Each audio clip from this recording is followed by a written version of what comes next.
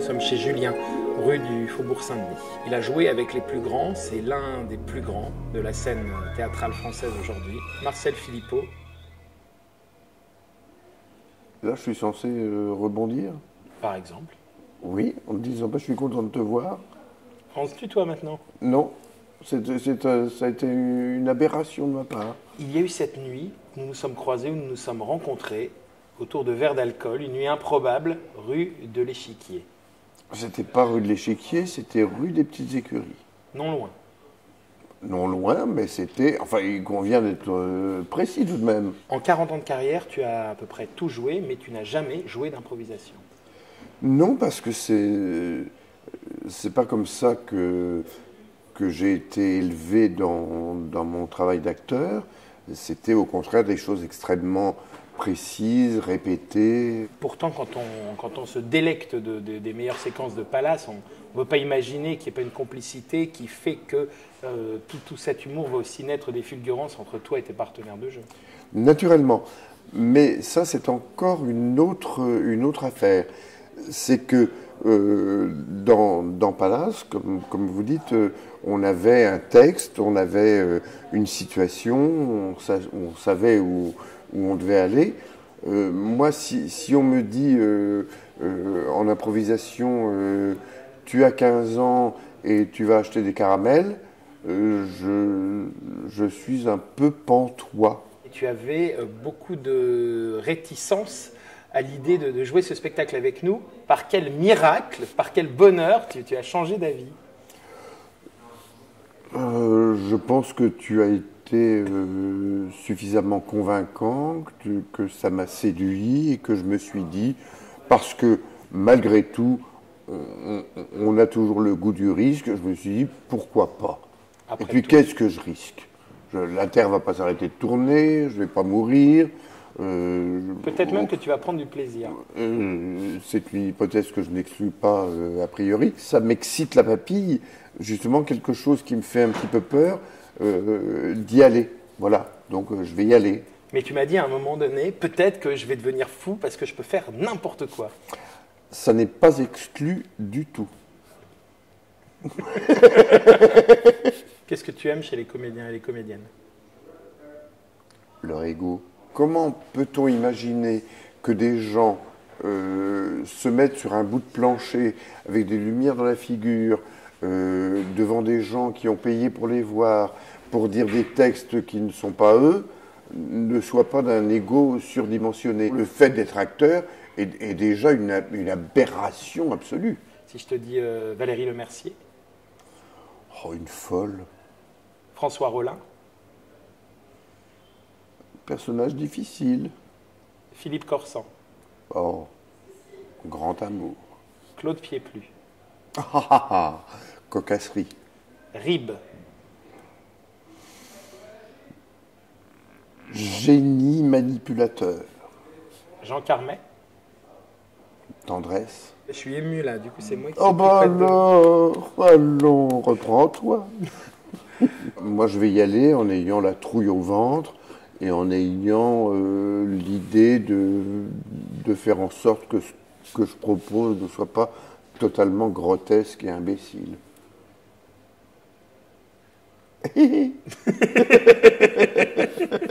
Dans le travail de l'acteur, on s'abrite derrière un auteur, mais arriver sur un théâtre en ayant un thème comme ça qu'on vous donne et se lancer, mais c'est l'équivalent d'enlever son jean, son t-shirt, et voilà. Enfin, pour moi, c'est oui, c'est de l'exhibition. Je vais le faire parce qu'un soir d'ébriété, je me suis engagé auprès de toi pour le faire. Donc, Ça y est, donc ça voilà, y est, la vérité remonte à la surface. évidemment, évidemment. Puisqu'on parle d'improvisation, on ne va pas commencer à se mentir. Peut-être que je vais mourir ce soir-là. On retrouvera les comédiens de Colors, dont Mr. Brick, qui fera sa première représentation avec nous, puisque nous sommes des couleurs. Et moi, je serais Mister quoi? Je serais Mister Blue, Ce sera Mr. White, Mister White. blanc, vierge de l'impro. Ah, White. t'aimes pas trop le blanc? Moi, White. Tu te serais vu Mr. quoi, toi? Purple. Mais c'est moi, Mr. Purple. Ah bah oui, bah désolé. Quand j'étais tout jeune comédien, je me suis dit, je vais changer de nom parce que mon nom ne me plaît pas du tout. J'ai pensé à m'appeler James Dean et on m'a dit que c'était déjà pris. On trinque? Bah, je pense bien. Parce qu'au bout d'un moment, ça assèche cette affaire-là. Jus de pomme, hein, l'abus d'alcool est dangereux pour la santé. Oh là là. C'est la première fois qu'on nous offre du jus de pomme en 6 ans de Colors pour une interview. C'est pas possible. Si. Les gens sont mal élevés. On ne sait pas, ils ont des goûts Non, moins... les gens sont mal élevés. Je t'avais offert une pinte de bière. C'était quand même moins classe.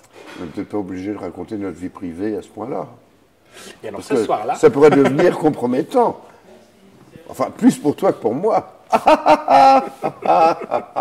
On se voit le 12 peut-être. Bon, on se voit le 12, oui.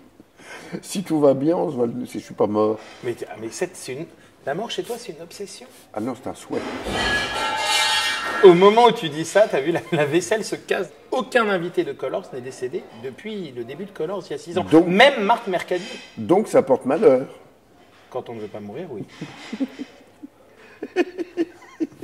Si la mort refuse d'écouter les souhaits de Marcel Philippot et de venir le cueillir d'ici là, le faucher de sa grande lame noire, mardi 12... C'est beau. Mais non, c'est beau. Tu te moques? Ah non, du tout.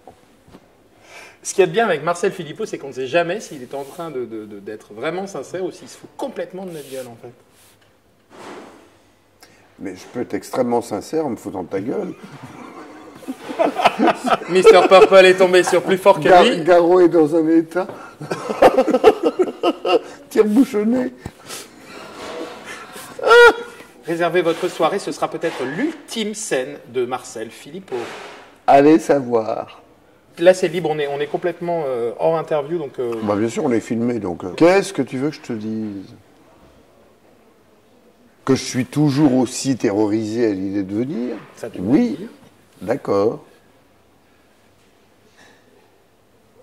En fait, tu as tellement de présence que ta seule présence suffit à remplir l'espace sans qu'on ait besoin de parler. C'est génial. Alors ça, ce que tu viens de dire, on devrait montrer ça dans des cours d'art dramatique pour montrer comment on ment. Là, ça serait une leçon inouïe. Mais non, mais je suis sincère. Et même quand tu dis ça, c'est terrible. Tu connais la différence entre la sincérité et la franchise? Oh, dis-moi. La franchise, c'est dire tout ce qu'on pense, et la sincérité, c'est penser tout ce qu'on dit. Ah, c'est joli. Dimanche, dans Colors de spectacle d'improvisation. Pourquoi tu cries comme Alors, ça non, mais tu tout vas d'un pas coup jouer ton cardiaque, t'es en Ah pleine forme. non, mais attends. Mais non, mais tu m'as hurlé à l'oreille tout d'un coup. Mais non, c'est pour montrer qu'on est enthousiaste. Ah oui, qu'on est enthousiaste. Colère, Ah, oui, on a du jus, oui, on C'est a ça. du jarret. Il faut du jarret, il faut se tenir sur sa jambe, faut... Voilà. Donc Je du trouve jarret que en t'as bas du et du jarret. panache en haut, c'est ça? Bah, l'un n'empêche pas l'autre. Oui. Il se trouve que tu manques des deux. Mais...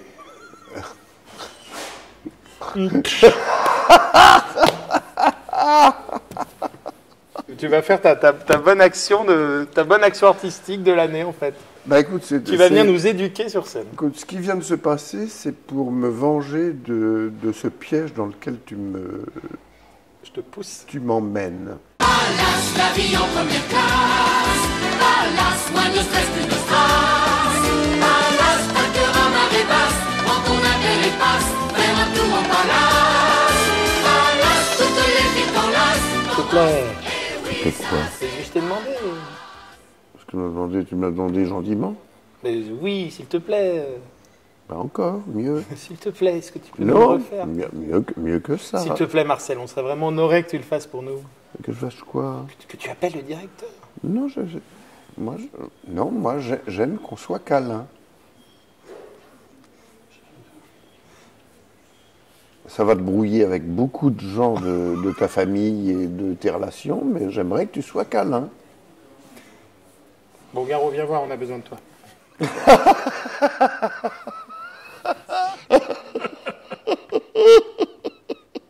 Oh, les timorés.